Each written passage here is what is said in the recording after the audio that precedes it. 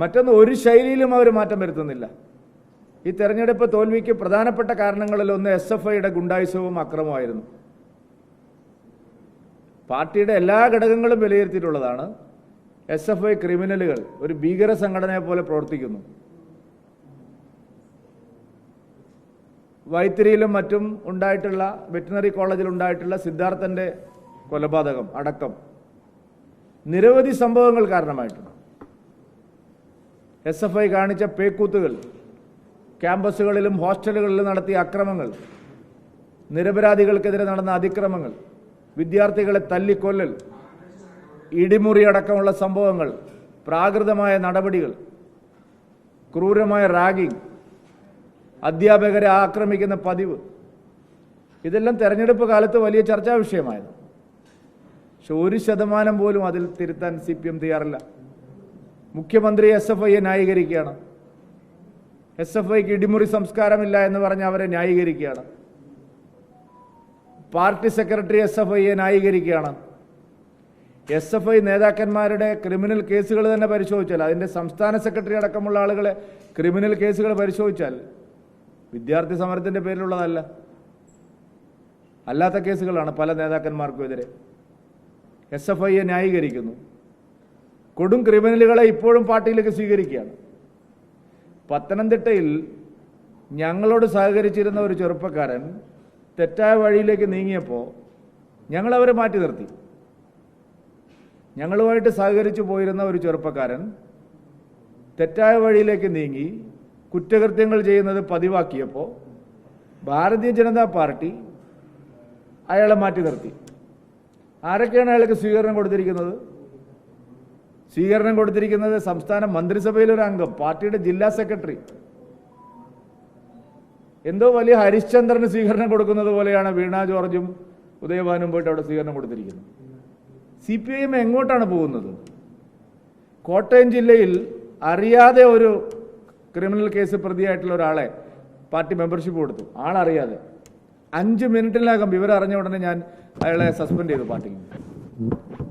Party പ്രാഥമിക അംഗത്വം നൽകി 5 മിനിറ്റ് കഴിഞ്ഞപ്പോൾ. അതാണ് BJP CPM തമ്മിലുള്ള വ്യത്യാസം. കോട്ടയത്തെ സംഭവം നിങ്ങൾ മാധ്യമപ്രവർത്തകർക്കെല്ലാവരും നിങ്ങൾ റിപ്പോർട്ട് ചെയ്തു വാർത്ത. ഞാൻ ആ വാർത്ത ടെലിവിഷനിലൂടെയാണ് കാണുന്നത്. ഉടനെ തന്നെ ജില്ലാ പ്രസിഡന്റ് ബന്ധപ്പെട്ടു, തെറ്റ് മനസ്സിലായി. അപ്പം തന്നെ അദ്ദേഹത്തെ പാർട്ടി നടപടിയെടുത്തു. ഇതാണ് BJPയുടെ രീതി. പത്തനംതിട്ട ജില്ലയിൽ ഇങ്ങനെ ഒരു സംഭവം കണ്ടപ്പോൾ ഞങ്ങളെ പാർട്ടി ആലോചിച്ച് അയാളെ മാറ്റി നിർത്തി. അയാൾക്ക് വലിയ സ്വീകരണം കൊടുത്തിരിക്കുകയാണ്. ഏതോ വിപ്ലവകാരി പാർട്ടിയിലേക്ക് വന്നു, ചെഗുവേരയുടെ ബനിയനൊക്കെ ഇട്ട് അദ്ദേഹത്തെ സ്വീകരിച്ചിരിക്കുകയാണ്. അപ്പോൾ പാർട്ടി തിരുത്തുകയാണോ? CPIM പാർട്ടി തെറ്റ് തിരുത്തുകയല്ല, തെറ്റിൽ നിന്ന് കൂടുതൽ കൂടുതൽ തെറ്റിലേക്ക് പോവുകയാണ്. SFIയെ ന്യായീകരിക്കുന്ന മുഖ്യമന്ത്രി, അദ്ദേഹത്തിൻ്റെ ആഭ്യന്തര വകുപ്പ് കൊയിലാണ്ടിയിലെ പ്രിൻസിപ്പൽക്കെതിരെ കേസെടുത്തിരിക്കുക. എല്ലാ ചാനലുകളിലും ദൃശ്യങ്ങൾ വന്നതാണ്. മാധ്യമങ്ങളിലും സാമൂഹ്യ മാധ്യമങ്ങളിലും കൊയിലാണ്ടി കോളേജിൽ SFI നടത്തുന്ന അതിക്രമത്തിൻ്റെ എല്ലാ ദൃശ്യങ്ങളും വന്നതാണ്. കാലടിച്ചു മുറിക്കും എന്ന് പറയുന്നത്, ആക്രമിക്കുന്നത്, ബെഞ്ചും ഡെസ്കും എടുത്ത് അടിക്കുന്നത്, ഇതെല്ലാം നമ്മൾ കണ്ടതാണ്. ഇപ്പോൾ എന്താ സംഭവിച്ചിരിക്കുന്നത്? SFI ക്രിമിനലുകളെ അറസ്റ്റ് ചെയ്ത് ജയിലിൽ അടയ്ക്കുന്നതിന് പകരം പോലീസുകാർ 7 വർഷം തടവ് ലഭിക്കാവുന്ന കുറ്റമാണ് താങ്കൾ ചെയ്തിരിക്കുന്നത്, അതുകൊണ്ട് ഇമ്മീഡിയറ്റ് ആയിട്ട് ഹാജരാവണമെന്ന് പറഞ്ഞിരിക്കും. നോക്കൂ, നിങ്ങളെ അക്രമകാരികളെ അമർച്ച ചെയ്ത് പാർട്ടി തെറ്റുതിരുത്തുന്നതിന് പകരം എന്താണ് സംഭവിച്ചുകൊണ്ടിരിക്കുന്നത്? പ്രധാനാധ്യാപകനെ അറസ്റ്റ് ചെയ്യാനാണ് പോകുന്നത്. കണ്ണൂർ ജില്ലയിൽ വ്യാപകമായി സ്വർണ്ണക്കള്ളക്കടത്ത്, സ്വർണം കൊണ്ടുപോകുന്നവരെ പൊട്ടിക്കുന്ന സംഘങ്ങൾ എല്ലാ CPM നേതാക്കളാണ്. അനുഭാവികളൊന്നുമില്ല, പാർട്ടി മെമ്പർമാർ. CPIMലെ നേതാക്കന്മാരുടെ ആശ്രിത വത്സരന്മാരായിട്ടുള്ള അല്ലെങ്കിൽ അനുയായികളായിട്ടുള്ള പാർട്ടി ക്രിമിനലുകൾ അവിടെ നടത്തുന്ന മാഫിയ പ്രവർത്തനം ഇത് ആദ്യമായിട്ടല്ലല്ലോ നമ്മൾ റിപ്പോർട്ട് ചെയ്യുന്നത്, ജനങ്ങൾ പ്രതികരിക്കുന്നത്. അവിടെ വ്യാപകമായ രീതിയിലുള്ള കോറി മലകളെല്ലാം തുരത്തിയിട്ട് പാറ പൊട്ടിക്കുന്നതിന് കാവൽ നിൽക്കുന്നത് CPMകാരാണ്. അവിടെ വ്യാപകമായിട്ട് മുട്ടക്കുന്നുകളെന്ന് പറഞ്ഞാൽ കോൾമുട്ടകളടക്കം കണ്ണൂരിലെ ഏറ്റവും പ്രധാനപ്പെട്ട ഒരു പാരിസ്ഥിതിക പ്രശ്നമായിട്ട് ഇത് വന്നിരിക്കുകയാണ്. കോൾമുട്ടകൾ എന്ന് പറയുന്നത് ഒരു തരത്തിൽ പറഞ്ഞാൽ ഒരു ജലസംഭരണിയാണ്.